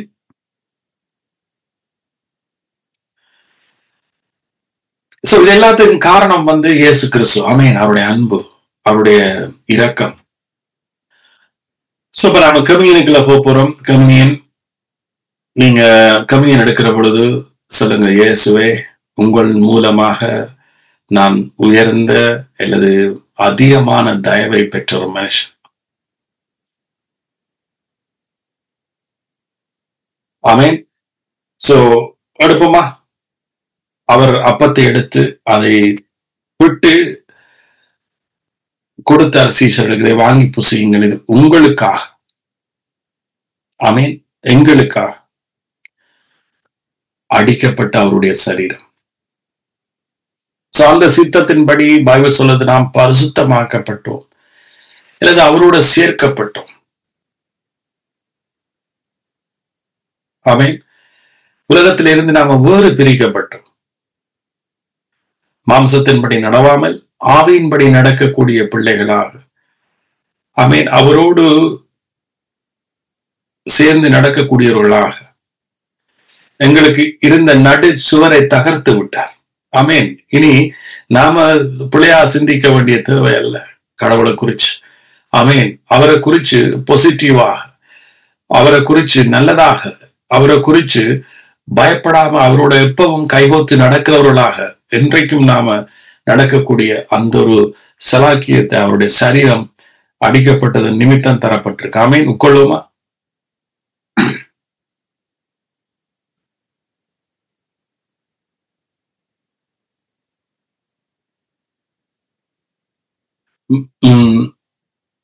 மற்றது அவர் அந்த பாத்திரத்தை எடுத்து சொன்னார், இது உங்களுக்காக சிந்தப்படுகிற புதிய உடன்படிக்கையின் ரத்தம் என்று சொன்னார். மத்தையில புதிய உடன்படிக்கையின் ரத்தம் என்றுதான் இருக்கும். மற்ற லூக்காவிலே அப்படி இல்லை, மத்தையில. இந்த உடன்படிக்கை நிமித்தம் தான் நான் உங்களுக்கு சொன்னேனே, நாங்க ஆசீர்வதிக்கப்பட்டோம். இதுதான் கிறிஸ்தவ வாழ்க்கை. இந்த உடன்படிக்கையை நம்புறவர்களும் இந்த உடன்படிக்கையில நடக்கிறவர்களும் பாக்கியவான். ஆமென். உட்கொள்ளுமா? நன்றி இயேசுவே, தகப்பனே நன்றி. இங்க எத்தனை பேர் நம்புறார்கள், விசுவாசிக்கிறார்கள்? அவர்கள் உங்களுக்குள்ள ஆசீர்வதிக்கப்படுவார். ஆமென். ஏனென்றா இதுக்கு அடையாளமாக இஸ்ரவேல்ல சங்காரம் பெறப்போது அந்த டைம்ல எகிப்துல. அப்ப அவர் சொன்னார், ஆட்டுக்குட்டியின் ரத்தத்தை நிலக்கால்கள்ல பூச சொல்லி. சோ எந்தெந்த வீடுகள்ல ஆட்டுக்குட்டியானவரோட ரத்தம் இருந்துச்சதோ அந்த வீட்டுக்குள்ள சங்காரம் வெறையில என்று வேதாம் சொல்லுது. அதே போல இவர்களெல்லாம் நீங்க இயேசு கிறிஸ்துவினுடைய புதிய உடன்படிக்கையும் அந்த உடன்படிக்கைக்குள்ளதான், அந்த ரத்தத்துக்குள்ளதான் நீங்க இருக்கின்றீங்க, அந்த உடன்படிக்கைக்காக நீங்க இருக்கிறீங்க என்பதை நீங்க நித்தமும் உங்களுடைய நம்பிக்கையிலையும் உங்களுடைய ஆவிக்குரிய வாழ்க்கையிலே நடக்கையிலே நீங்க இருப்பீங்களா என்று சொன்னா அந்த நம்பிக்கை உங்களை ஒரு நாளும் என்ன செய்யாது, வீண் போக பண்ணாஸ்.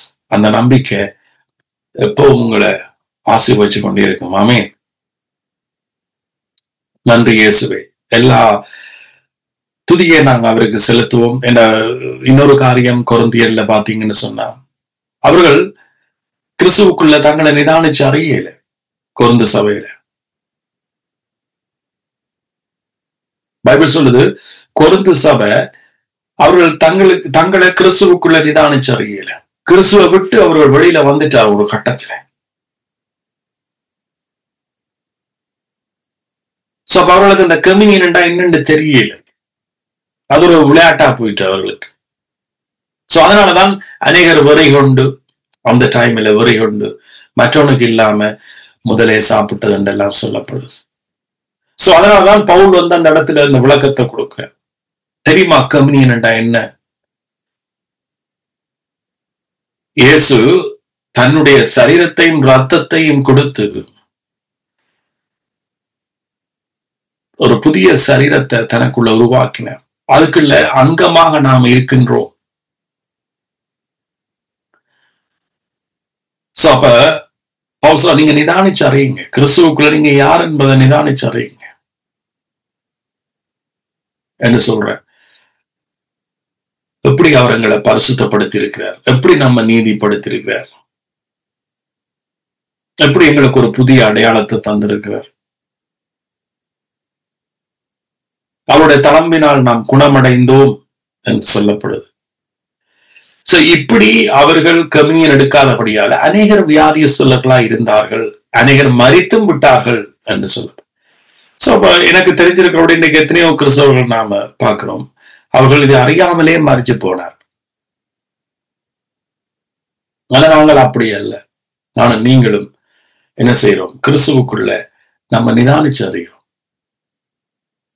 கிறிஸ்துவுக்குள் நம்ம நிதானிச்சு அறிகிறோம். கிறிஸ்துவுக்குள் அதான் பிரசங்கமும் இதோட ஜாயிண்ட் ஆகுது. கிறிஸ்துவுக்குள் நாம யார் என்பதை நாம நிதானிச்சு அறிகிறோம். அப்பொழுது நாம் நியாயம் தீர்க்கப்படும்.